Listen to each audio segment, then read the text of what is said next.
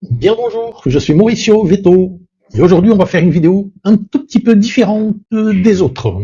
Une vidéo à propos des maladies infectieuses qui accomettent les chiens. Beaucoup d'entre elles ont déjà été développées dans des petites vidéos au long du temps dans cette chaîne, mais cette fois-ci j'ai décidé de les unifier dans une seule vidéo de façon à donner plus de cohérence à ce thème. Ce que je trouve idéal pour ceux qui sont intéressés à connaître un tout petit peu plus à propos de ces maladies qui sont relativement complexes et contre lesquelles nous vaccinons déjà nos chiens régulièrement. Viens avec moi, j'explique dans le chemin. La rage, cette virose terrible et aussi un peu mystérieuse, qui d'ailleurs est responsable de la mort de ceux qui l'attrapent, puisque c'est une maladie qui n'a pas de traitement systématique. Ses symptômes sont violents, très agressifs et fréquemment difficiles à comprendre au moins au départ. On l'appelait aussi hydrophobie. Mais pourquoi hydrophobie? Le chien a peur de l'eau et l'être humain, s'il attrape la rage, il a peur de l'eau. On va essayer de comprendre ce qui arrive quand on attrape la rage, essayer de comprendre s'il y a des possibilités de traitement, et enfin, on va essayer d'enlever ce mystère qui fait de la rage objet de romances d'horreur et de science-fiction, quand on mélange aux histoires de vampires et même des zombies. Il y a des œuvres de science-fiction que cite le virus de la rage comme le précurseur de l'apparition des zombies. Rage, une virose qui cause une maladie dont la France est indemne depuis 2001. Le dernier cas cité de rage sur des renards a été officiellement en 1998, donc 3 ans après, la France a été considérée indemne de rage. Depuis ce moment-là, presque toute la communauté européenne a réussi à obtenir ce statut. La limite sanitaire aujourd'hui étant évidemment la Méditerranée, l'Afrique a un vrai problème avec la rage, et certains pays de l'Est qui ne font pas partie de la communauté européenne. Ce sujet revient un petit peu en discussion avec l'invasion de l'Ukraine par les Russes, parce que les Ukrainiens se déplacent avec leurs animaux de compagnie et l'Ukraine n'est pas indemne de rage. Autrement, il y a toujours des cas ponctuels, qui sont toujours des cas importés, soit avec des animaux qui sont illégalement importés des pays comme Afrique et Asie, mais aussi quelques cas par des Européens qui viennent de tourisme, notamment la rage transmise par des chauves-souris. Le dernier cas de rage native en France par un être humain date de 1924, bon à savoir.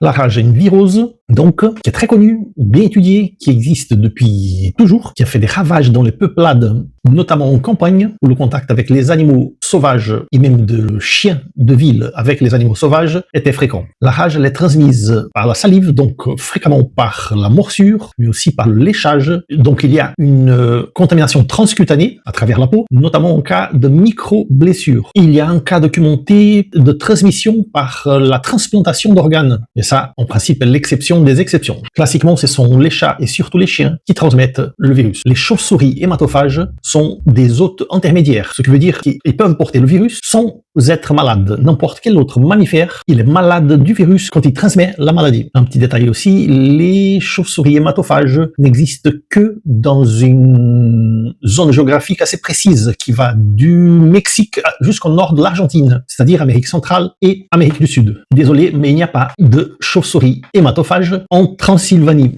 ni en Europe d'ailleurs, ni au nord des États-Unis. Mais cela n'empêche qu'un chauve-souris frugivore ou insectivore puisse transmettre la maladie si l'on est malade. Le virus, qui est un virus très connu, est du genre Lyssavirus de la famille Rhabdoviridae. Et il existe 6 génotypes différents de ce virus. Tous les génotypes répondent très très bien au vaccin que nous avons actuellement.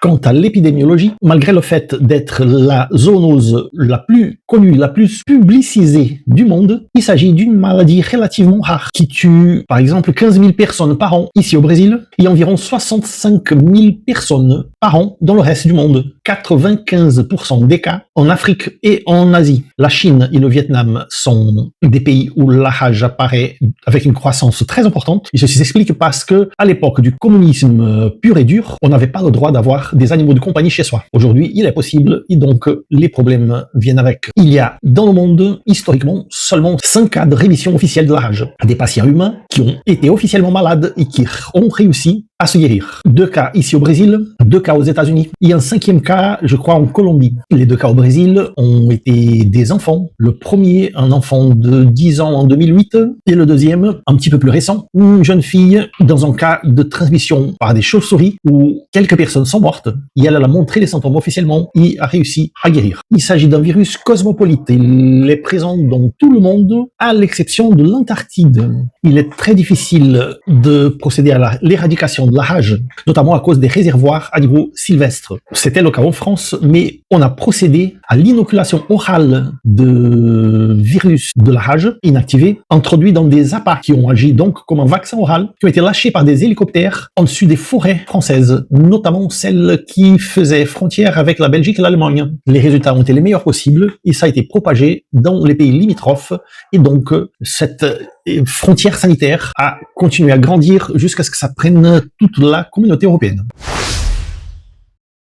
Maintenant, on va parler de pathogénie. Le virus, quand il rentre par la morsure, il se multiplie et il prend son temps avant de se déplacer. Mais quand il se disloque, il se déplace toujours en direction du cerveau. Donc les muscles, les nerfs, la moelle, et il arrive au cerveau. Là, il cherche les nerfs d'un certain groupe nerveux appelé GCP, les générateurs centrales de Padron. C'est le réseau de nerfs qui contrôle les actions qui exigent un rythme organisé, comme marcher, avaler, respirer. Ce sont des actions qui certes sont volontaires, mais qui exigent toute une concertation de plusieurs muscles pour réussir. Et vous n'avez pas besoin de penser à mettre un pied après l'autre pour marcher. Tout ça est contrôlé par ce réseau GCP. Quand le virus attaque ces neurones-là, l'organisation se perd. Les mouvements deviennent spasmodiques et même douloureux. À la fin, même l'acte de penser à avaler est quelque chose de douloureux pour le patient. Le patient, donc, il se refuse à avaler et sa salive, déjà épaissie à cause de la déshydratation, commence à s'accumuler dans la bouche et il commence à baver. D'où d'ailleurs l'expression écumant de rage. L'incubation, le temps d'incubation, il est très variable. Il y a des cas décrits où ça a pris des années, d'autres héroïquement 9 jours. En moyenne, on parle de 3 à 8 semaines. Cette variation, elle est explicable car elle dépend du local de la morsure, le près de cerveau plus rapide le temps d'incubation, mais aussi l'extension de la morsure, la profondeur de la morsure, tout cela fait varier la charge virale introduite. Ce temps d'incubation relativement long est un atout pour celui qui a été mordu parce que ça nous permet de réaliser une vaccination en urgence et nous permet que ce vaccin fasse son effet avant que les symptômes commencent à s'établir. Par rapport aux symptômes, l'incubation, elle est évidemment asymptomatique, après quoi il y a une première phase qu'on appelle furieuse ou prodromique, et à partir de l'apparition des symptômes, l'évolution est beaucoup plus rapide. Il y a hésitation, agressivité, peur, photophobie, des comportements bizarres, comme des tics nerveux, et cette phase dure 1 à 4 jours. La deuxième phase, dite encéphalique ou paralysante, elle est plus rapide et dure environ 48 heures. Dans cette phase, il y a une inflammation du système nerveux central, hypersalivation, une fatigue extrême, et le patient y délire, il montre une aversion à l'eau et à la fin des convulsions et difficultés à respirer. La mort vient juste après par la paralysie des muscles respiratoires. Le diagnostic est clinique par les symptômes et il est confirmé à la nécropsie. Il n'y a pas de traitement spécifique pour la rage. Il est nécessaire que l'attention médicale soit instaurée le plus rapidement possible après la morsure. Il faut savoir qu'il est très important de laver avec une solution savonneuse la blessure d'une façon très rigoureuse parce que le virus, il est liposoluble, donc il ne résiste pas à une solution savonneuse. Dans les 5 cas où il y a eu du succès dans le traitement, il a été utilisé un protocole appelé protocole de Milwaukee, car il a été utilisé par la première fois dans la ville de Milwaukee aux États-Unis, et c'est un protocole qui ne marche pas dans tous les cas, et il consiste à procéder à l'induction d'un coma artificiel, tandis qu'on traite le patient avec une combinaison des produits antiviraux. Ça a été couronné de succès 2 fois aux États-Unis et 2 fois au Brésil, mais il reste un protocole expérimental. À titre de prévention, le vaccin, il marche très très bien pour nos chiens. Il ne doit pas être appliqué avant l'âge de 4 mois parce qu'il y a un effet secondaire qui peut arriver et causer une démyélinisation au niveau des axones, causant une paralysie. En fait, le vaccin, il peut s'attaquer à la myéline présente dans les baies des axones. Après l'âge de 4 mois, il n'y a pas de problème. C'est un vaccin qui marche très bien, comme je dis, et qui doit être répété annuellement dans les pays qui ne sont pas endèmes de rage. Pour la France, le vaccin est optionnel. Pour les autres pays francophones, notamment en Afrique, le vaccin doit être mené très au sérieux. En conclusion, la rage est une zoonose et on ne doit pas jouer avec ça. On doit être mené très au sérieux et même si la France est un pays indemne de rage, la lutte contre cette maladie est une lutte de tous les jours parce que les risques de précontamination, notamment par l'importation illégale de différents mammifères, est toujours à nos portes. Donc on doit rester vigilant et mener très au sérieux les mesures administratives, notamment liées aux importations et exportations, mais aussi au tourisme. Si vous partez en extérieur avec votre animal de compagnie, il doit être bien vacciné et son vaccin doit être valable jusqu'au retour.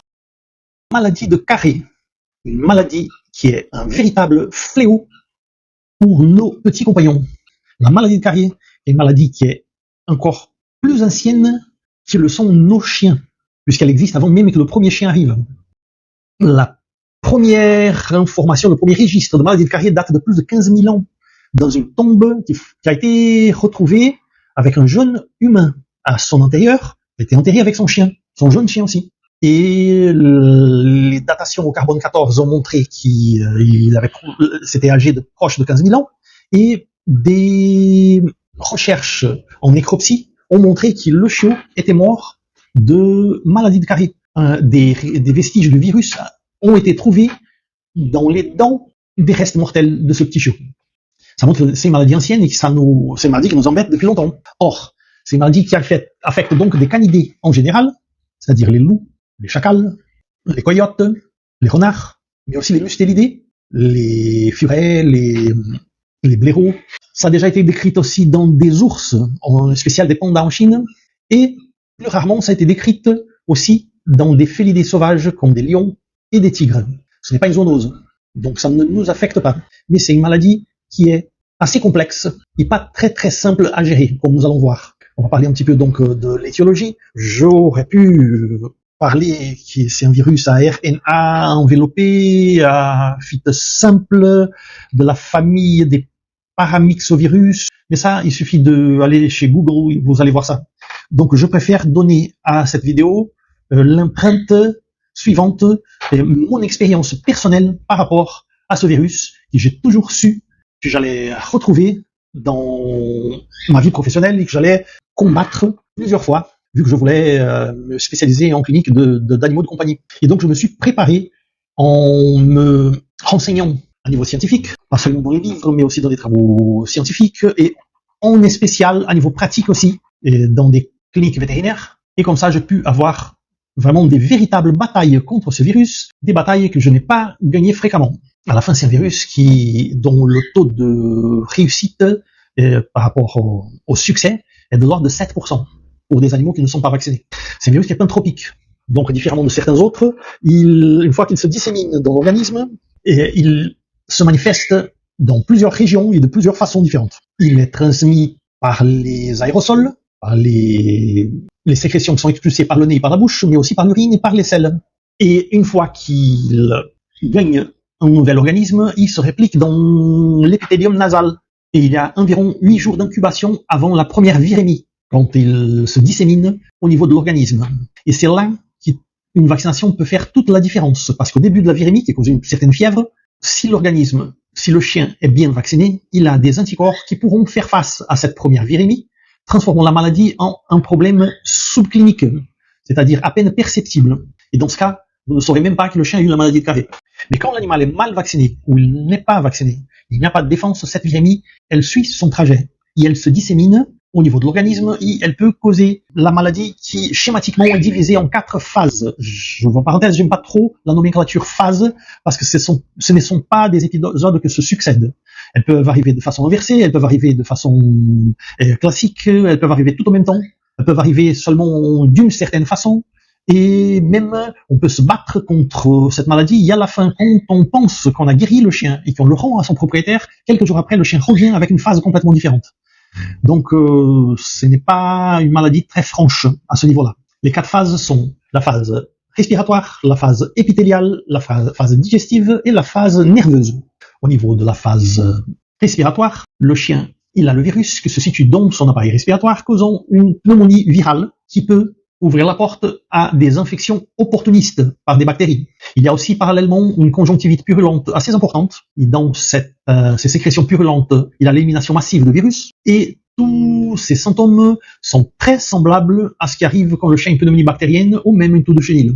Donc ça demande un diagnostic différentiel qui n'est pas très simple à faire.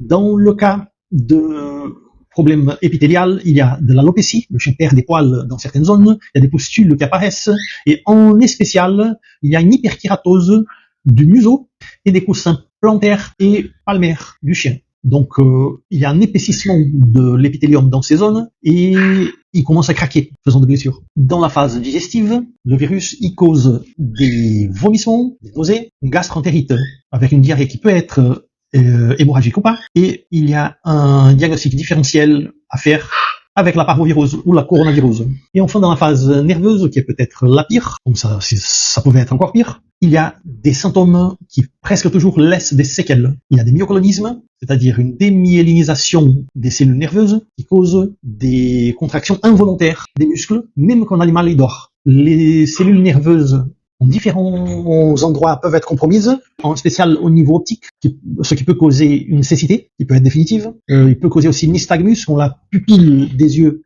elle n'est pas stable et elle bouge horizontalement, sans s'arrêter. Elle peut causer des problèmes d'ordre cérébellaire, et donc le chien a des difficultés d'équilibre, il a du mal à se lever. Il peut causer de l'ataxie, le chien ne réussit pas à se lever du tout.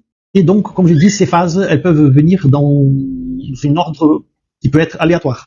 Quant au diagnostic, bon, il y a des tests rapides aujourd'hui en clinique vétérinaire, mais ces tests, ils n'ont de fiable que quand ils sont positifs. Quand ils sont négatifs, il est possible qu'il n'y ait pas de virus circulant dans le moment, parce qu'ils ne trouvent que le virus circulant. Dans les larmes, par exemple. Donc, on collecte un peu de larmes, on met dans le petit étui, on met les gouttes suivant le protocole, et on a un résultat qui se ressemble un petit peu à un test de grossesse. Et donc, le positif est fiable, mais le négatif n'est pas fiable. Le plus simple est un diagnostic clinique basé sur des examens laboratoriaux qui sont moins spécifiques, comme par exemple une numération formule qui va donner l'état de chien au niveau de ces globules rouges, mais aussi de ces globules blancs. Et donc, on peut être sûr de l'état de l'immunosuppression du chien, par exemple. Et tout cela, allié à l'anamnèse et aux examens cliniques, nous permettent de fermer un diagnostic de maladie de Carré, ou au moins d'avoir un soupçon très important. Quant au traitement, même s'il y a tout le temps des drogues qui apparaissent, des médicaments qui apparaissent, qui sont immunostimulants, ou des antiviraux, ce qui est important pour ces chiens, c'est maintenir leur état général, et donc le traitement de support, il est indiqué. Et c'est ça la base de traitement. C'est-à-dire perfusion pour éviter la déshydratation, antibiotiques de large spectre de façon à éviter les infections opportunistes, corticothérapie pour éviter les effets inflammatoires de la maladie, éventuellement sédation s'il y a des symptômes d'ordre neurologique, et compléter tout ça avec des choses qui font vraiment la différence, qui sont liées à l'aspect psychologique. C'est-à-dire, quand l'animal il est déshydraté, par exemple, la perfusion, elle peut restituer l'équilibre hydrique du chien, mais il est important de mouiller, humecter sa bouche de façon à ce qu'il y ait du confort pour éviter que la bouche soit sèche, par exemple. Ce sont des petits détails qui font toute la différence pour le confort d'un chien. Et après, il y a des traitements qui sont plutôt nouveaux, mais qui ont des bons résultats, en spécial pour la phase neurologique liée à l'acupuncture, par exemple, qui ont un taux de succès qui est très important pour récupérer les chiens. Et on entend toujours des traitements un petit peu plus héroïques et qui n'ont pas beaucoup de fondement quand on se demande les raisons. Je pense par exemple au jus de certaines verdures, aux légumes. Une chose est sûre, si ça ne fait pas mal, ça vaut le coup d'être tenté. Enfin, en prophylaxie, comme j'avais dit au départ, la vaccination fait toute la différence. Un animal vacciné, il a vraiment des meilleurs résultats face à la maladie qu'un animal qui n'a jamais eu de vaccin. Une autre chose au niveau de la prévention, statistiquement, c'est prouvé par des études scientifiques que la principale source de contamination est la personne qui traite. Même si elle change de gants, elle ne change pas de blouse et elle peut transmettre facilement la maladie d'un chien à l'autre si elle ne fait pas attention. Ça sert aussi par des fomites d'une façon générale, c'est-à-dire des abreuvoirs, des mangeoires, des niches partagées. Et donc ça nous amène aux élevages. Message à tout éleveur, vaccinez vos chiots, mais vaccinez aussi vos reproducteurs, en spécial vos reproductrices qui doivent avoir leur taux d'anticorps optimal au moment du croisement, de façon à transmettre l'immunité active au bébé par le colostrum.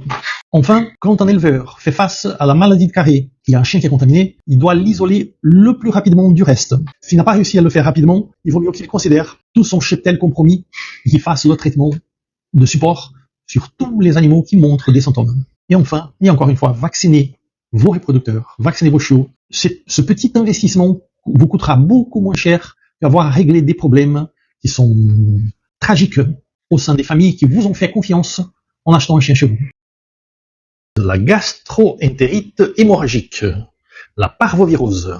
On a déjà parlé de la maladie de Carré dans le link qui est exactement ici. Et aujourd'hui, on va parler de cette deuxième maladie qui est la terreur des éleveurs et des tuteurs de jeunes chiots qui ne sont pas encore complètement vaccinés.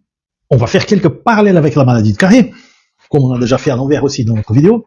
Parce que ces deux maladies, au niveau de la terreur qu'elles éveillent, elles sont ensemble, malgré le fait que ça soit difficile d'avoir les deux en même temps.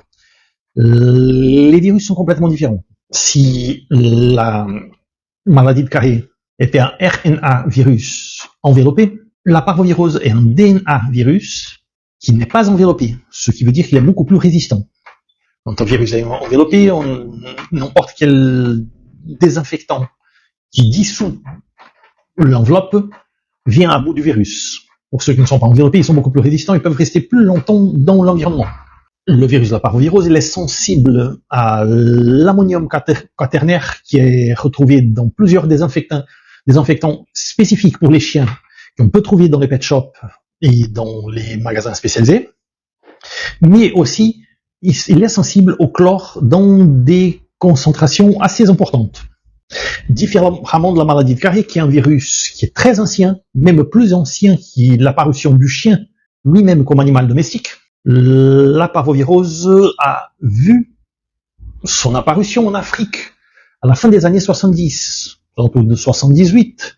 Et il y en a qui soupçonnent qu'il soit une mutation de la panléocopénie féline au niveau de grands félidés sauvages.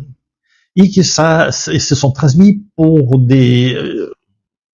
à des chiens semi-sauvages ou des chiens de rue en Afrique. Et le fait est que cette maladie, qui n'existait pas au début des années 70, elle s'est développée et on l'a retrouvée très rapidement de façon cosmopolite dans tout le monde, Europe, États-Unis, Canada, Amérique du Sud. Et ça a été un véritable fléau pour les éleveurs et pour les chiots qui ne sont pas encore vaccinés. Différemment de la maladie de Carré, qui est un virus pantropique et qui se présente de 4 façons différentes, la parvovirose, elle a un tropisme pour des cellules qui sont en train de se reproduire, qui se reproduisent beaucoup. Donc elle infecte des locaux spécifiques de l'organisme où il y a ces cellules en vitesse de reproduction. Or, on en trouve dans 3 zones différentes. La première est la moelle osseuse, où il y a une réplication très importante de cellules de défense, et donc à partir de son action, il y a une immunosuppression qui s'installe. Elle infecte les jeunes cellules cardiaques, parce qu'il y a aussi une réplication importante quand le chiot il est jeune, et là elle cause une myocardite qui peut occasionner une morte subite. Donc le chien il meurt subitement, le chiot. Il peut même arriver avant la naissance, que le chien meurt in utérus. Ou sinon, quand le chien a encore 2-3 semaines, le bébé il est bien, et d'un coup il est mort, sans aucune explication, sans autres symptômes. Et enfin, elle se manifeste de la façon qui est plus visible, qui est en se répliquant dans les cellules de villosité intestinale du duodénum. Il y a le tout début de l'intestin grêle, où il y a une énorme réplication épithéliale, notamment en vue d'éventuelles parasitoses intestinales, qui causent elles-mêmes des blessures au niveau des villosités. Or, ces blessures donnent origine à des hémorragies, qui justifient donc ces espèces de diarrhées nauséabondes, qui en fait sont constituées par du sang semi-digéré, par des sécrétions liées à ces blessures, et éventuellement par des sécrétions purulentes en vue de la flore intestinale qui cause des infections opportunistes. Le chien, donc, il est déprimé, il a des nausées, il a de la déshydratation parce qu'il perd du sang, il perd de l'eau, il ne réussit pas à garder la nourriture, il vomit en jet, il a des diarrhées hémorragiques en jet aussi, qui sont très caractéristiques de cette maladie, et il peut succomber très rapidement au bout de 24-48 heures. On est spécial parce que ces blessures au niveau de l'intestin, qui peuvent s'approfondir, elles peuvent causer une péritonite et même une septicémie, qui est très difficile à traiter. Au niveau diagnostic, en dehors de ces symptômes qui sont très représentatifs, il y a aussi deux choses qui peuvent être faites. La première, c'est un test rapide qui donne un positif, mais le négatif ne veut pas dire que la maladie ne soit pas là, parce qu'il faut détecter les virus circulants. Et nous pouvons demander aussi des hémogrammes, c'est-à-dire des numérations formules où sont comptés les globules rouges, ou mesurer s'il y a une anémie en vue de la perte de sang, et nous pouvons voir notamment au niveau des globules blancs où le chien en est avec ses capacités de défense. Donc les numérations formules peuvent être demandées avec une certaine régularité de façon à pouvoir suivre quel est l'état du chien. Et parallèlement au niveau du traitement, c'est un traitement de support qui doit être administré de façon à maintenir le chien confortable dans la mesure du possible et en tout cas en vie jusqu'à ce qu'il réussisse à se stabiliser et sortir tout seul de cette maladie. Tout seul avec l'aide évidemment, mais nous traitons les symptômes, tout compte fait. Et la parvovirose, qui est une maladie aiguë, qui ne laisse pas de séquelles, une fois qu'on garde le chien en vie pendant quelques jours, il s'en sort tout seul. Le traitement donc doit être des perfusions, de façon à ne pas laisser l'animal se déshydrater, glucose, comme une alimentation parentérale, des antibiotiques de large spectre, de façon à éviter ces infections opportunistes qui peuvent être causées par la flore intestinale, des corticoïdes, des protecteurs hépatiques qui aident peu ou prou à garder l'état général du chien et même le petit chien en bonne condition. Et si on réussit pendant quelques jours à garder le petit chien en bonne condition, le pari est gagné. Mais il n'est pas un pari simple parce que la maladie, elle est sérieuse et le taux de réussite pour des animaux qui ne sont pas vaccinés et qui ne sont pas traités est inférieur à 9%. Il y a aussi une prédisposition raciale, notamment le Rottweiler, qui a cette maladie toujours de façon aiguë et fulminante. Et enfin, la meilleure façon de prévenir cette maladie, c'est évidemment le vaccin bien fait, les productrices, les chiots bien vaccinés, en suivant le cycle selon les indications de votre vétérinaire, et surtout bien vermifugé. Parce qu'un animal bien vermifugé, il y a des études en ce sens aussi, un animal qui est bien vermifugé, il a la parvovirose de façon subclinique, puisqu'il a beaucoup moins de blessures au niveau des villosités intestinales, et à ce titre, il y a moins de reproduction de cellules épithéliales, donc il y a moins de nuisances par rapport au virus qui peut être là, mais sera de façon subclinique. L'animal sera beaucoup plus résistant par définition. Donc, pensez à la vermifugation, et évidemment à la vaccination de vos chiots, mais aussi de vos adultes. La maladie du rat, la maladie qui est transmise par les rats, qui est d'ailleurs un nom assez compliqué, la leptospirose. Il s'agit d'un problème très sérieux de santé publique, on est spécial dans les régions et dans les moments où il y a des crues. Cette maladie contre laquelle nous avons gagné l'habitude de vacciner nos chiens à un rythme annuel dès après le sevrage. Mais en vérité, on le fait sans bien comprendre quels sont les risques qui existent et de quoi il s'agit vraiment. Aujourd'hui, on va dévoiler un petit peu les détails de cette maladie. Savez-vous par exemple qu'elle est une zoonose, c'est-à-dire elle peut être transmise à l'être humain. Donc, différemment de la parvovirose et de la maladie de Carrier, qui sont des viroses, la leptospirose est une maladie causée par une bactérie, une spirochète, c'est-à-dire une bactérie en forme de spirale qui est assez dynamique et agressive, comme on peut voir dans ces images en bas. Le genre Leptospire est composé par plusieurs espèces, un petit peu plus de 20, et ces espèces sont divisées en plus de 195 sorotypes différents. Et ils se différencient entre eux pas seulement par leur action géographique, mais aussi par les espèces auxquelles ils s'attaquent. La leptospirose est une maladie qui affecte presque tous les mammifères et elle est présente dans tout le monde, une maladie cosmopolite, à l'exception des deux pôles, pôle Nord et pôle Sud, où en vérité il n'y a pas grand-chose. Elle est donc, comme j'ai dit, considérée potentiellement une zoonose parce qu'elle peut être transmise des mammifères vers l'homme, en spécial par l'urine, mais aussi par la salive et par d'autres sécrétions. On n'a pas besoin d'une lésion de peau pour que la transmission se fasse. Il suffit le contact de l'urine infectée avec la peau, avec les muqueuses, ou même la simple immersion de l'organisme dans une zone avec de l'eau contaminée par la bactérie. Parce qu'elle se plaît énormément dans l'eau, et malgré le fait qu'elle soit une bactérie qui peut être facilement détruite par des désinfectants quelconques, elle peut durer jusqu'à 150 jours dans l'eau en conditions idéales. Elle est donc transmise par l'urine, principalement des mammifères en général, mais en spécial par l'urine des rats. Le rat est le vecteur principal de cette maladie, parce qu'il n'attrape pas la maladie, il ne devient pas malade, il devient porteur sain. Et d'ailleurs, cette condition de porteur sain peut arriver à nos chiens et même à nous, quand en fait nous n'avons pas des symptômes cliniques, mais nous éliminons les bactéries par l'urine et nous pouvons contaminer d'autres personnes. Dans le cas des rats, il y a cet aspect un petit peu spécial.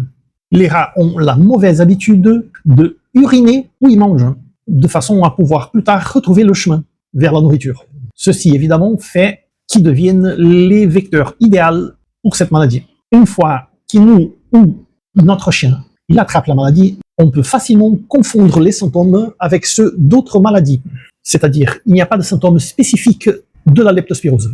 Le chien peut montrer vomissement, diarrhée, il peut devenir apathique, il peut avoir de la myasthénie, douleur musculaire, des membres durcis et spécialement des problèmes d'ordre hépatique et rénal.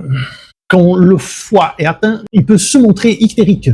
C'est-à-dire, au départ, les muqueuses, le blanc des yeux deviennent jaunâtres et après même la peau. Cet aspect il peut être subclinique ou même jusqu'à ce qu'il soit très accentué. Enfin, quand les reins sont atteints, le chien peut montrer une insuffisance rénale qui peut être aiguë ou même chronique. Il a le problème définitif parce que les reins ne se régénèrent pas et le client il vient voir le vétérinaire disant que l'urine de chien se ressemble au Coca-Cola, c'est-à-dire une urine marron très foncée. Cela dû à la perte d'hémoglobine et même du sang dans les urines. Enfin, elle peut causer de l'hémolyse superficielle avec la présence de pétéchies tout au long du corps, des petites zones d'hémorragie ponctuelle qui se présentent comme des petits points ou même des taches rougeâtres sur la peau et dans les muqueuses des chiens. La maladie peut se présenter de façon aiguë ou chronique, mais de toute façon, on n'attend pas la confirmation d'un diagnostic pour commencer à traiter, parce que toute perte de temps peut être fatale pour l'animal. Fréquemment, les examens d'ordre laboratorial, qui sont les tests sérologiques et le PCR, peuvent donner des faux négatifs, mais on peut soupçonner avec numération formule et tests biochimiques et commencer à instaurer le traitement d'élection pour la maladie. Donc on commence le protocole dès qu'on soupçonne la maladie et on commence avec un traitement de support en administrant des protecteurs hépatiques, de la perfusion, de façon à restaurer l'équilibre hydrolytique de l'organisme du chien, antivomitifs, mais surtout l'utilisation d'antibiotiques. Et les antibiotiques d'élection pour la leptospirose sont l'ampicilline, qui est une pénicilline synthétique, et la doxycycline, qui est une tétracycline synthétique. Ceci à utiliser sous orientation de votre vétérinaire. La tétracycline a comme effet secondaire pour des jeunes chiots qui sont en train de faire sa deuxième dentition, le risque de formation de chélates avec le calcium des dents et l'avènement de taches marron dans les dents définitives du chiot. Mais convenons, ce n'est pas un grave problème en vue du risque que le chien est en train d'encourir quand il est malade d'une leptospirose. Ce protocole de traitement, c'est ce qui peut être fait et probablement le chien y restera hospitalisé pour un traitement intensif qui peut marcher ou pas. On doit aussi prendre en considération que même les animaux qui se récupèrent, ils peuvent devenir des porteurs sains pendant des longues semaines, éliminant ainsi la bactérie dans les urines, même s'ils n'ont plus de symptômes. Pour la prévention, il y a évidemment les vaccinations, les vaccins polyvalents avec 8, 10 et 12 valences. Cette de 8 valences, elle est valable contre 2 sérotypes de leptospirose, la V10 contre 4 et la V12 contre 6. C'est ce qu'il y a de mieux dans l'arsenal thérapeutique immunologique de prévention pour la leptospirose, mais même comme ça, il y a des limites, parce que la leptospirose étant une bactérie, les anticorps n'ont pas la même longévité que celles qu'ils atteignent contre les virus. En fait, un vaccin contre la leptospirose ne produit des anticorps valables que pendant 6 ou au maximum 8 mois. Reste donc un petit clin d'œil pour les éleveurs pour qu'ils fassent comme moi j'ai fait dans mon élevage, où je vaccine mes reproducteurs 2 fois par an, toujours à la recherche d'une protection vaccinale la plus parfaite possible. J'ai une tendance à préférer une couverture vaccinale parfaite avec les mères qui vont transmettre la protection par le colostrum qu'un système très dense de vaccination pour les chiots. Une autre observation qui a aussi son poids est qu'une bonne vaccination ne marche que quand le chien est très bien vermifugé, le vermifuge étant aussi important, voire même plus, que la vaccination pour qu'elle puisse faire son effet de façon idéale. Enfin, quand on parle de prévention de la leptospirose, on doit aussi parler du combat, du contrôle de ces parasites qui sont les rongeurs. Les rats sont les principaux vecteurs de la leptospirose par l'urine qui est déposée près de la nourriture. Donc, quand on donne à manger au chien, on laisse 15 minutes et qu'on l'enlève la nourriture au lieu de la laisser à volonté tout au long de la journée. La nuit, encore pire. Pour l'eau, la même chose. On ne laisse pas l'eau croupir du jour jusqu'au lendemain.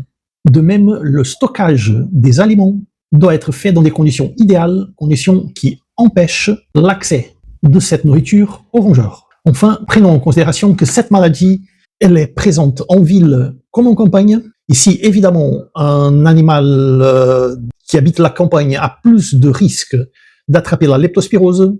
Le petit chien d'appartement, il peut l'attraper aussi dans une flaque d'eau, dans sa promenade ou dans un parc. Il faut rester vigilant.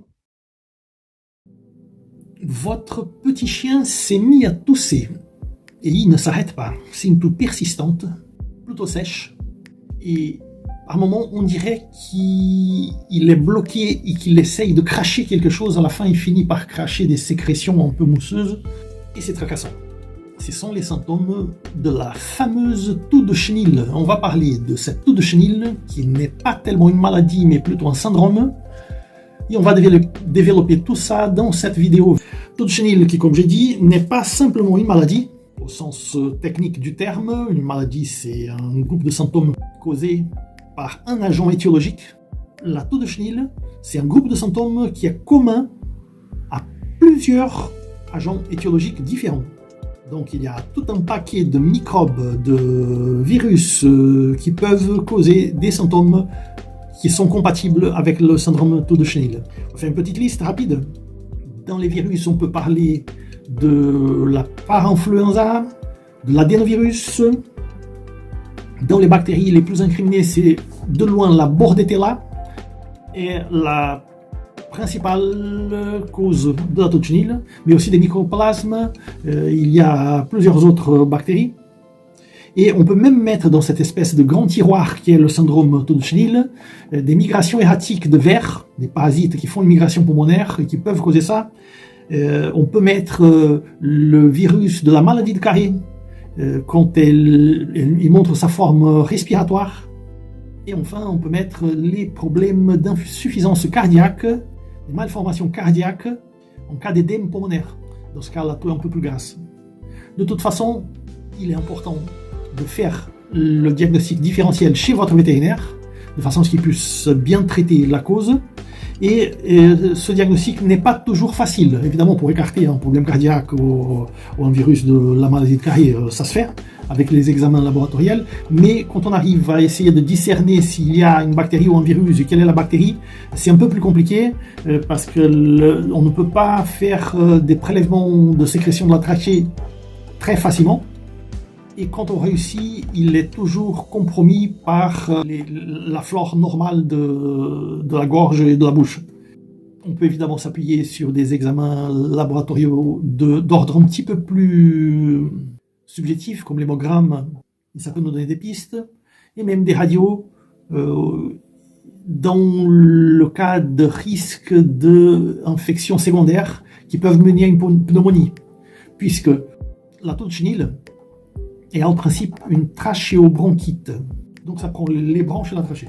Chez votre vétérinaire, il va faire un test pour être sûr de la toux, spécialement si l'autre chien n'est pas en train de tousser devant lui. Il va presser un petit peu le trachée des deux côtés en même temps. Et ça, qui normalement, pour un chien qui n'a aucun problème, fait le chien tousser une ou deux fois. Pour un chien qui a la toux de chenille, il tousse pendant longtemps, 30 secondes à 1 minute. La toux de chenille, quand elle accomet des chiens qui sont en harmonie avec son système immunologique, qui sont en train de bien manger, qui n'ont pas un problème par ailleurs, qui sont bien vaccinés et bien vermifugés, et une maladie qui est bénigne. Malgré le fait qu'elle soit très embêtante, lors de l'anamnèse, le tuteur il va dire que le chien n'arrête pas de tousser, qu'on dirait qu'il veut cracher un os ou quelque chose comme ça, que la toux est encore pire pendant la nuit. Ceci parce que pendant la nuit il fait plus attention.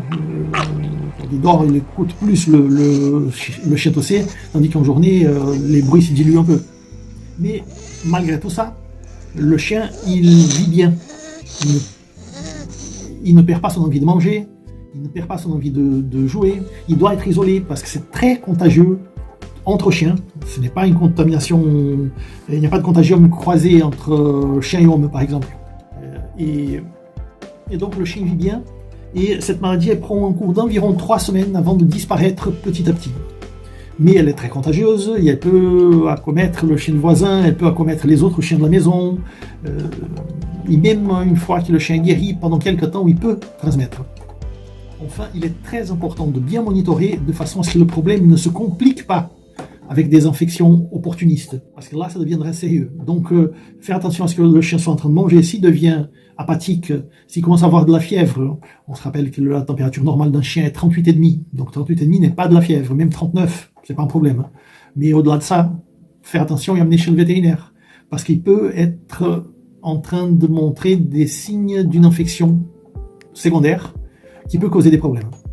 Donc, on a parlé un petit peu de diagnostic. Au niveau du traitement, là encore, sous conseil de votre vétérinaire, ils seront prodigués plutôt des traitements d'ordre symptomatique, c'est-à-dire des sirops pour diminuer la toux, des nébulisations avec des bronchodilatateurs, des fluidifiants de sécrétion. Donc, tout un arsenal pour contrer ou en tout cas atténuer les symptômes de façon à ce que le chien puisse traverser la maladie de façon plus confortable. S'il faut rentrer avec des antibiotiques, les antibiotiques contre la bordetella sont des tirs de canon, donc il vaut mieux que ça soit vraiment sous contrôle du vétérinaire et il dira si c'est nécessaire ou pas. Je pense à des dérivés du chloramphénicol, des médicaments qui sont sous prescription médicale, vraiment.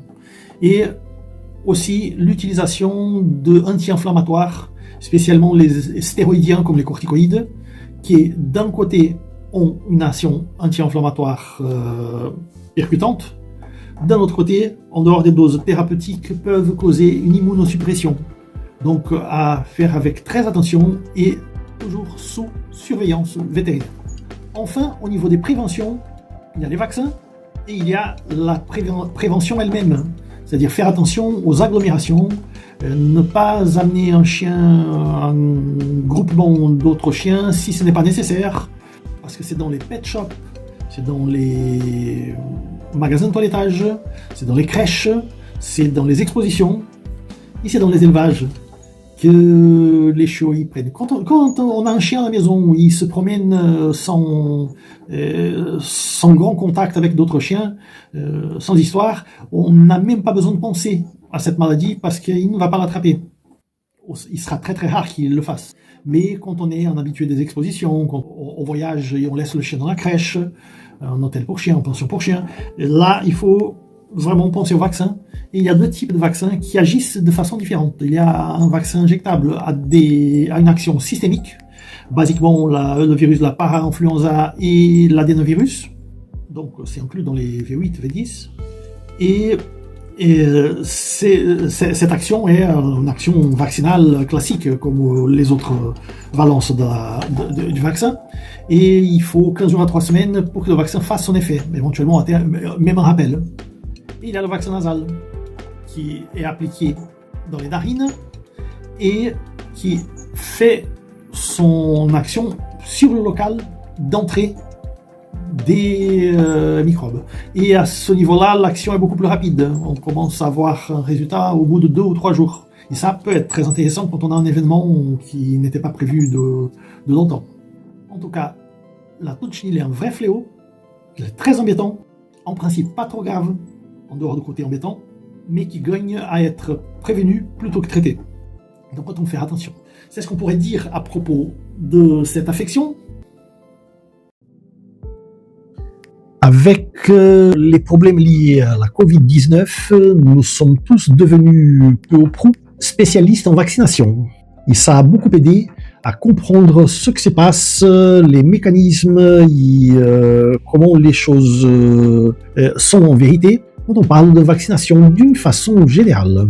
Or, il y a encore quelques résidus de questions, des mythes et de légendes autour de la vaccination de nos petits compagnons. Et c'est de ça qu'on va parler dans cette vidéo. Et aujourd'hui, on va parler des mythes liés à la vaccination des chiens. Je vais séparer quelques thèmes qui ne sont pas exhaustifs. Et si vous avez des doutes, n'hésitez pas à laisser dans les commentaires ou même m'envoyer un mot. C'est avec plaisir que je vais répondre. Aussi, n'oubliez pas de vous inscrire ou de laisser votre like. C'est toujours bien pour aider à développer la chaîne. On y va. Les mythes. Le mythe numéro 1. Le vaccin peut causer la maladie.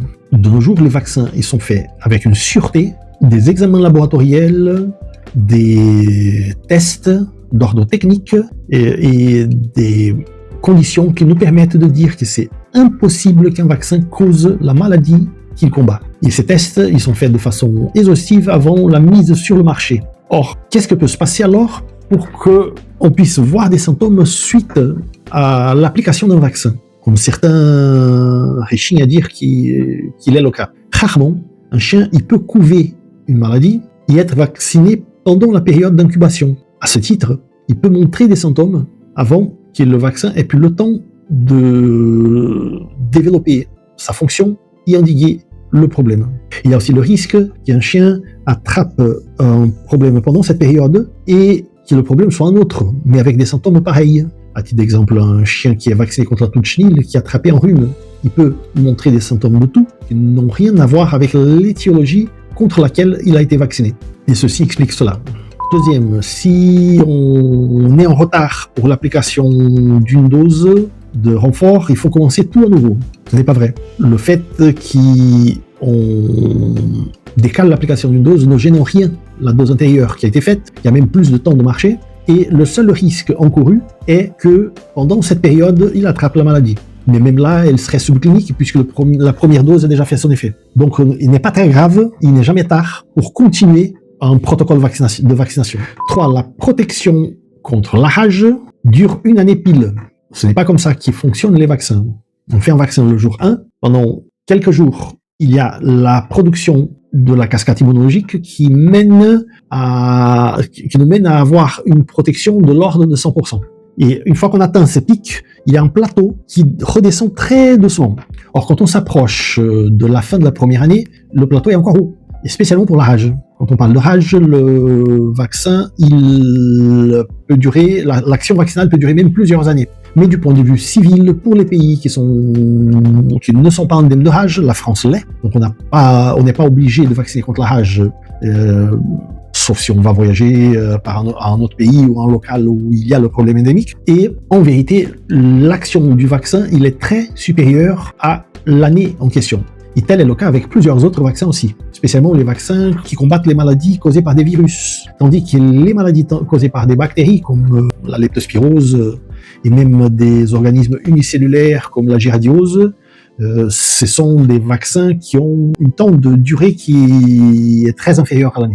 4e, il faut que je vaccine contre toutes les maladies possibles dont les vaccins sont présents dans le marché. Ce n'est pas comme ça. Vous avez un schéma de vaccination de base qui est très important d'appliquer pour les maladies des fameuses 8 ou 10 valences que les vétérinaires propose comme protocole de base. Et pour les autres vaccins, toux de chenille, giardiose, leishmaniose et tellement d'autres, vous utilisez que si vous êtes dans des zones endémiques où vous avez un style de vie qui demande l'application de ces vaccins. Vacciner contre plusieurs maladies en même temps cause une confusion dans la mémoire immunologique du chien. Ce n'est pas du tout le cas. Vous pouvez vacciner en même temps contre plein de valences et le chien, il se débrouille comme un grand. Il n'y a pas de risque de confusion immunitaire. On peut y aller. 6e, j'ai vacciné aujourd'hui, la protection est immédiate. Non, elle n'est pas immédiate. Il faut 2 à 3 semaines pour atteindre le haut de ce plateau. Donc la montée est très rapide, mais pendant cette montée, le chien n'est pas couvert. Donc à faire attention. Le vaccin contre une bactérie a une protection d'1 an. Ce n'est pas le cas. C'est le cas de la leptospirose, qui est une des maladies qui est présente dans le schéma vaccinal de base de tous les chiens. Maladie transmise par l'urine des rats, maladie causée par une bactérie, et qui n'a pas la protection idéale au long de l'année. Au bout de 6 mois, on sent déjà le plateau descendre de façon abrupte. Donc quand vous avez un problème lié à la leptospirose, quand vous avez dans une zone endémique où il y a des rats, il est intéressant de faire ce vaccin 2 fois par jour. Ça, vous pouvez discuter avec votre vétérinaire, il vous donnera le schéma idéal. C'est à cause de ça qu'il faut que le vétérinaire soit celui qui fait le protocole de vaccination idéal pour chaque chien, pour chaque zone, pour chaque utilisation. Vacciner un bébé plus tôt est meilleur qu'attendre le sevrage.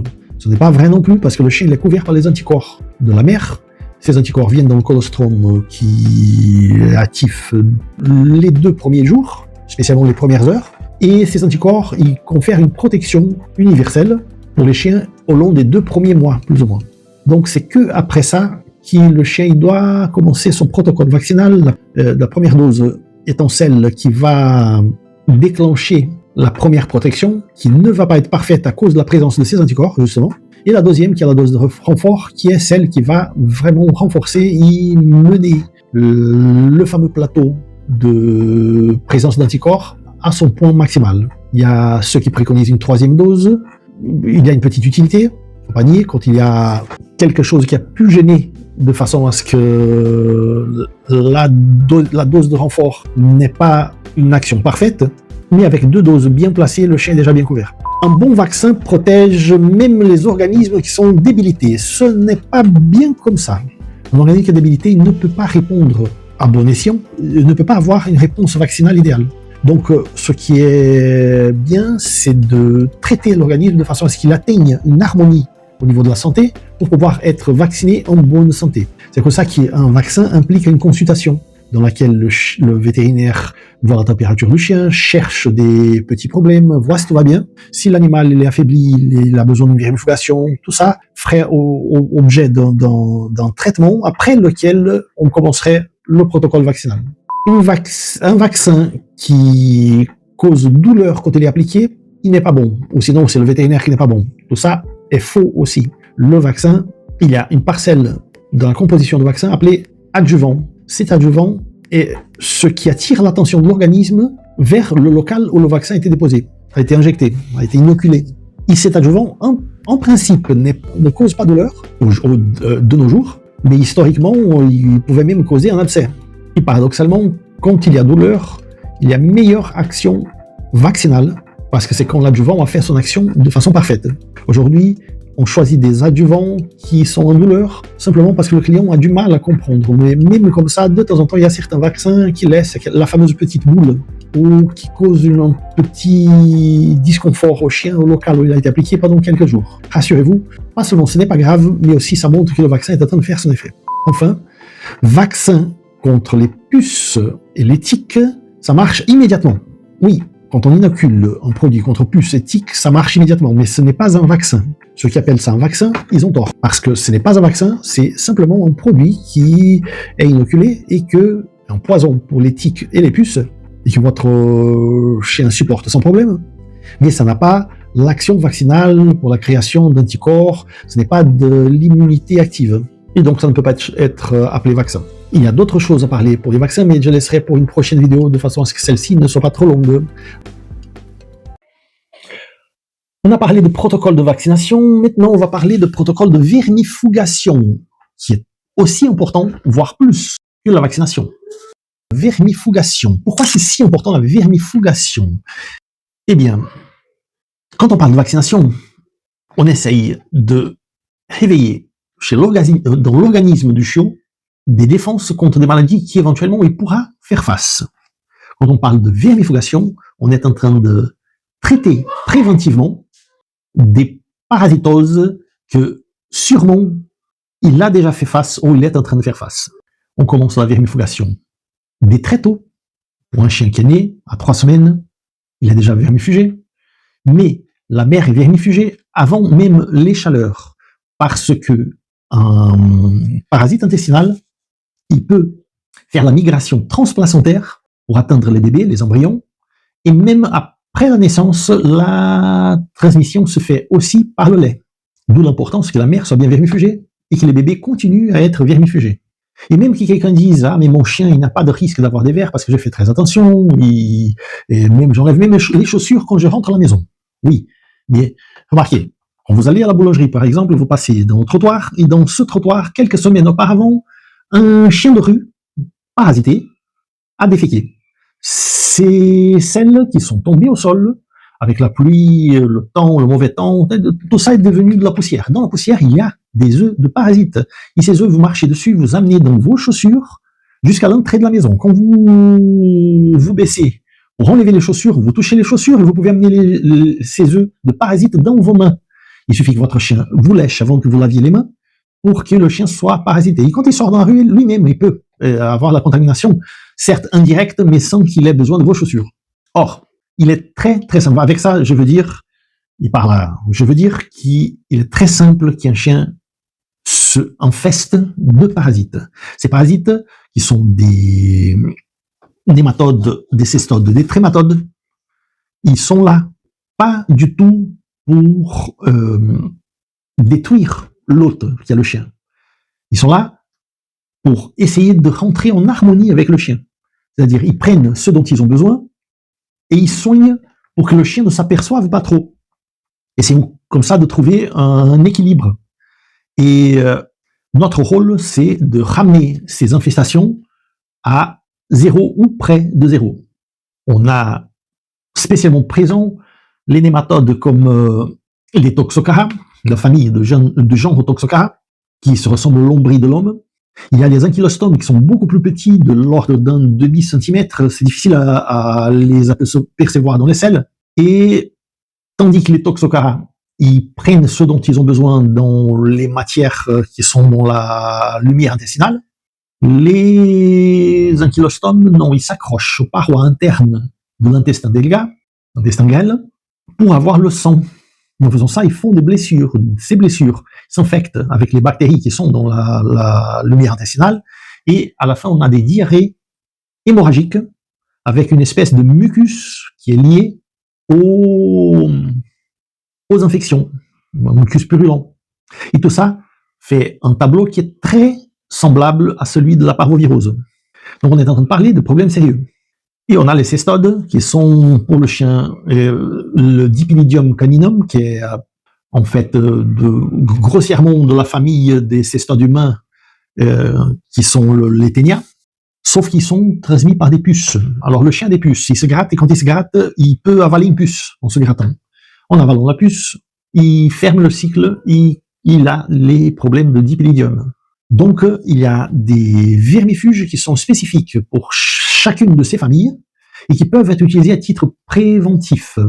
Les plus simples, les mébendazole pour les vers ronds et le praziquantel pour les vers plats. Mais il y a des dizaines, et votre vétérinaire, il saura utiliser celui que vous pouvez trouver plus facilement dans votre pharmacie.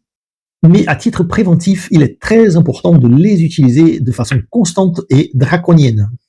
Le protocole que j'utilise, c'est à partir de 3 semaines d'âge, les chiots sont vermifugés et la mère aussi.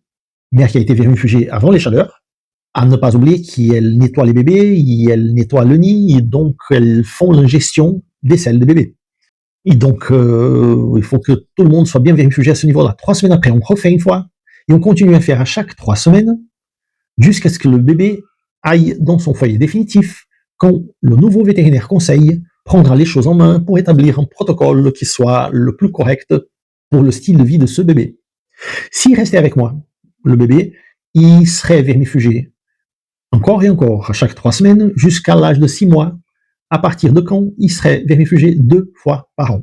Donc mon protocole de vermifugation pour des chiens jeunes et adultes, c'est 2 fois par an, en faisant attention pour que ça tombe avant les chaleurs. Sinon, on vermifuge à nouveau dès que les chaleurs commencent. Un vermifuge, il faut savoir qu'il est un produit qui ne cause aucun problème au chien, qui a une dose de sécurité qui est énorme, et le chien gagne à être bien vermifugé, parce que quand vous ne le faites pas, vous êtes en train d'acheter de la nourriture à prix d'or que vous êtes en train d'utiliser pour nourrir des parasites, et votre chien vous remerciera, même indirectement, avec un poil qui brille, les yeux qui brillent, une attitude beaucoup plus éveillée, et une harmonie au niveau de sa santé. On va parler vaccination. Faut-il attendre pour sortir son chiot ou peut-on sortir pendant le protocole vaccinal? On va voir comment on peut faire. Et aujourd'hui, on va parler du protocole vaccinal et en spécial si on peut sortir promener les chiots avant la fin de l'application de ce protocole. Ce sont des questions qui beaucoup de maîtres se posent. Et fréquemment, on a une réponse radicale, comme quoi il ne faut pas sortir avant que le protocole ne soit fini. Or, nous perdons une période précieuse de découverte pour le petit chiot qui a besoin de contacts variés et de contacts avec l'extérieur pendant cette première partie de son développement, pas seulement physique, mais aussi psychologique. Donc, en prenant des précautions très simples, on peut arriver à sortir le petit chiot de façon à ce qu'il puisse être socialisé, qu'il puisse avoir contact avec l'extérieur sans qu'il y ait des risques pour sa santé. À l'extérieur, il y a des odeurs, des bruits, de l'ambiance variable, d'autres humains qui ne sont pas ses maîtres, ses congénères. Ces interactions sont très importantes et contribuent à sa socialisation, à son harmonie psychologique. Et bien entendu, tout cela doit se faire de façon progressive. Il est par exemple conseillé d'éviter les marchés un peu peuplés, des places où il y a trop de monde. Et au départ, il vaut mieux qu'il se promène tout seul. Même si on dispose d'un jardin aussi grand soit-il, il ne justifie pas que le chien passe les premières semaines de sa vie enfermé. Mais il est vrai qu'à l'acquisition, plusieurs maîtres appliquent ce principe de précaution. Alors, comment concilier la nécessité de bien socialiser les chiens avec le risque de contracter des maladies contre lesquelles les vaccins sont appliqués? Or, avant l'application des vaccins, le chien est déjà protégé de ces mêmes maladies par les anticorps maternels.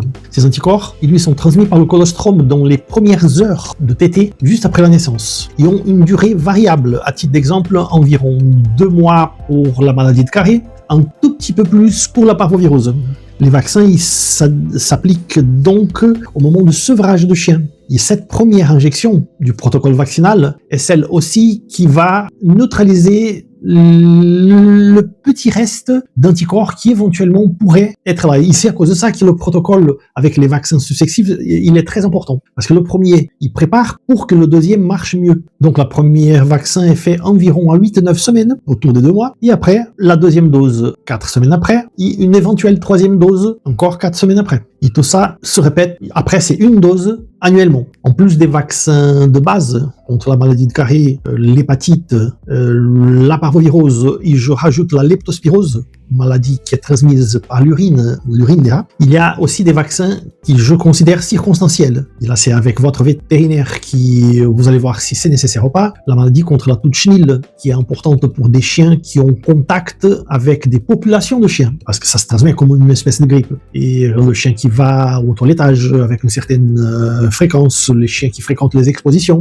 ces chiens sont des chiens qui sont éligibles pour ce vaccin. Il y a aussi un vaccin contre la giardiose, qui n'est pas un vaccin très performant, mais qui a son importance pour des chiens qui habitent fermes, qui éventuellement sont appelés à boire occasionnellement dans les flaques d'eau, parce que c'est là cet organisme unicellulaire impère. Une chose qui est très importante aussi, c'est que le chien soit bien vermifugé et en très bonne santé au moment de l'application du vaccin. Parce que le vaccin n'est pas comme un médicament, n'est pas une drogue qu'on applique. Un vaccin, c'est une action qui va réveiller une réponse immunitaire au chien. Donc il faut que le chien soit en bonne santé et en harmonie au niveau de sa santé pour qu'il puisse répondre de la meilleure façon possible, et c'est ça qu'on cherche. Donc une vermifugation préalable est très importante pour que le vaccin ait son action de la meilleure façon possible. Et donc la première dose réveille une réponse qui va être sûrement bonne. La deuxième dose, elle potentialise ça. La réponse va être encore meilleure. Une éventuelle troisième dose mène ça à près de 100%.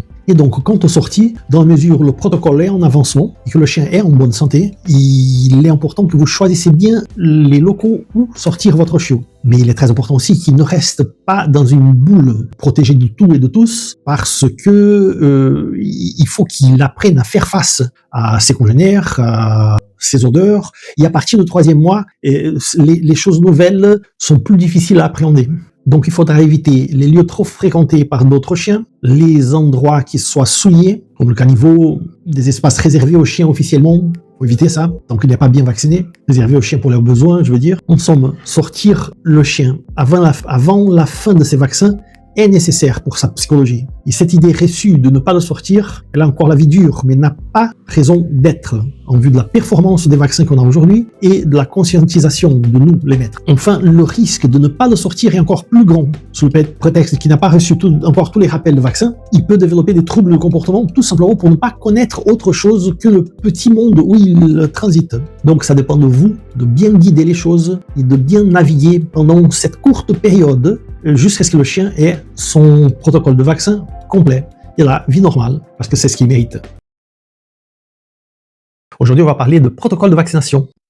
Et je vous demande de laisser votre like, de vous inscrire dans ma chaîne de façon à nous aider dans la divulgation. On a déjà beaucoup parlé de vaccination, même dans cette chaîne. J'ai lancé il y a peu de temps une vidéo dont le card est ici, le link pour cette vidéo. Une vidéo où je parlais des mythes et de légendes liées au vaccin. Mais dans cette vidéo-ci, nous allons parler de protocole de vaccination. Quand j'étais étudiant vétérinaire, je m'amusais à trouver dans les poubelles les notices qui venaient avec les groupes de vaccins. Les vaccins ne viennent pas avec une notice individuelle, mais les groupes de vaccins, quand ils sont achetés dans les cliniques vétérinaires, ils viennent avec des notices qui sont des véritables bouquins, avec beaucoup d'informations sur les vaccins. Et ça a été très important pour bien comprendre, pas seulement ce qui se passe, mais quelles sont les différentes options que nous, vétérinaires, avons pour construire un protocole de vaccination idéal. Le protocole de vaccination idéal, il n'est pas le même dépendant du cas. Pour des animaux ou des élevages qui ont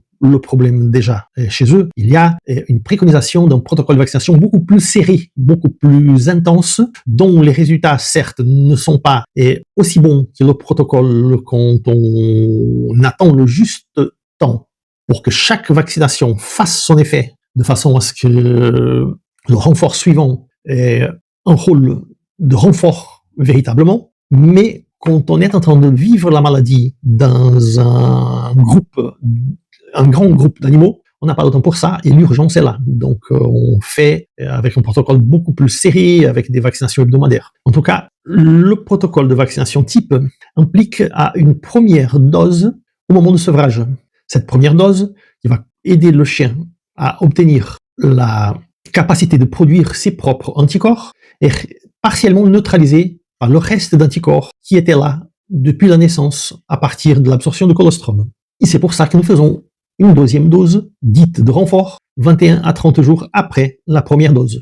Actuellement, il y a des vétérinaires qui préconisent une troisième dose en vue d'un éventuel risque qu'une des deux doses n'ait pas marché idéalement. Je trouve cela acceptable, spécialement dans des cas un petit peu plus délicats. Et donc, l'intervalle entre chaque dose doit être de 21 jours, 3 semaines, à 30 jours, un mois.